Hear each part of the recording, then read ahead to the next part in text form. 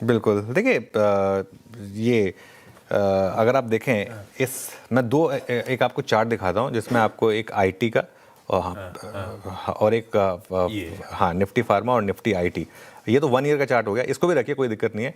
Nifty pharma एक साल में 15% ऊपर है, निफ्टी आईटी एक साल में 32% नीचे है। निफ्टी आईटी से ज़्यादा डरावना चार्ट मैंने नहीं देखा। कल मैंने इसको मंथली मूविंग एवरेज पे कन्वर्ट किया, मंथली मूविंग एवरेज में ये 200 मंथ मूविंग एवरेज के करीब आ गया है और ये यहाँ नहीं रुका तो कोविड लोज भी पॉसिबल हैं, ऐसा एक सेंस बनती है। अब इस साल भी अगर आप देखें तो निफ्टी आईटी 30% नीचे, निफ्टी फार्मा जो है वो 11% ऊपर है। ये बात मैं क्यों कह रहा हूँ, इस समय अगर एक सेक्टर जहाँ पर मोमेंटम है ना वो है फार्मा। और क्यों बार बार लगातार हमारी चैट जीपीटी में फार्मा आ रहा है, कल भी था, थर्सडे को भी था, मैं मंडे को भी लेने जाता था, गलती कर दी मैंने नहीं लिया, आज भी मैं फार्मा ही लेने वाला हूँ, ठीक है।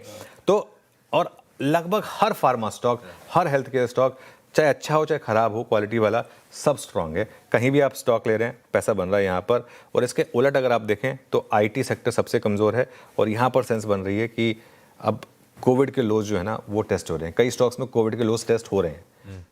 कोविड लो से मेरा मतलब कोविड ईयर के लेवल्स जो है ना वो टेस्ट हो रहे हैं, 5-5 साल के नेगेटिव लेवल पर आ गए हैं स्टॉक्स। अगर आप देखें सीएनबीसी आवाज़ पर लगातार लार्ज कैप आईटी से दूर रहने की बात थी। हमारी बात थी सिर्फ 2 या 3 मिड कैप आईटी स्टॉक्स में रहने की, लार्ज कैप से दूर रहने की बात थी। इस बार ज़रूर हमें लगा था कि इस बार शायद चीज़ें बदल गई हैं। जो इस बार पिछले हफ्ते जो बॉटम बना था उसमें लगा था कि शायद बॉटम बन गया, लेकिन वो भी फेल हो गया। वो एक और लेसन है कि मार्केट के लिए कोई हाई हाई नहीं होता, कोई लो लो नहीं होता, ठीक है। अच्छा, फार्मा के चलने के 2 मेन कारण हैं आशीष। पहला है एक डॉलर की मजबूती, उसका एक एल्गो ट्रेड वो प्ले आउट हो रहा है, ठीक है।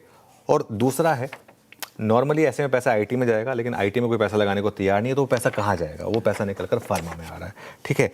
और ऐसे में फार्मा में स्ट्रॉन्ग नंबर्स वाले स्टॉक्स अगर आप चुनेंगे तो बेनिफिट ऑफ डाउट रहे, मतलब आपके पास एक रहेगा कि आप ठीक ठाक ट्रेड ले रहे हैं यहाँ पर, ठीक है। उनमें बने रहने में मोटा मुनाफा हो रहा है, चाहे आप लॉरस लैब्स देख लें, चाहे आप टोरेंट फार्मा देख लें, चाहे आप डॉक्टर रेड्डीज देख लें, चाहे आप औरोबिंदो फार्मा देख लें। इनके सबके अगर आप एक महीने के चार्ट देखेंगे, हर स्टॉक्स में लोअर लेवल से रैली आती है, रिकवरी आती है। एक महीने का चार्ट रखेगा, एक दिन का चार्ट दिखा के कोई फायदा नहीं है इनके, एक महीने। हाँ, इनमें सब में अगर आप देखें तो एक अच्छा खासा मोमेंटम बना हुआ है और यहाँ पर पैसा बन रहा है। यहाँ पर डिप्स में बाइंग करने पर बेसिकली पैसा बन रहा है। अच्छा, एक और चीज़, फार्मा में अब तक किसी ने as a sector alpha creation की तरह नहीं देखा। हर कोई फार्मा को कैसे देखता है, डिफेंसिव, हाँ। है ना। हम तो ये सुनते आए हैं फार्मा डिफेंसिव, फार्मा डिफेंसिव। पहली बार ऐसा हो रहा है कि फार्मा पर एक नज़रिया बदल रहा है और एक एज अग्रेसिव कॉल ली जा रही है फार्मा पर। फार्मा में अर्निंग्स ग्रोथ भी आ रही है, स्टॉक्स भी महंगे नहीं है। तो आई थिंक ये एक कारण है कि फार्मा इस तरीके से चल रहा है। देखिए आईटी में ना एक मानना मेरा ये है कि बॉटम पिक करने की कोई दरकार नहीं है। सेलेक्टिवली जो 3-4 स्टॉक चल रहे हैं वहीं पर रहें, कभी ना कभी तो रिकवरी आएगी। लेकिन दिक्कत क्या है कि हर बार लगता है कि रिकवरी आ गई और वहाँ से फिर नया 52 वीक लो बनता है। तो ऐसे सेक्टर में फंसने का कोई मतलब नहीं है। बिल्कुल ठीक है। ये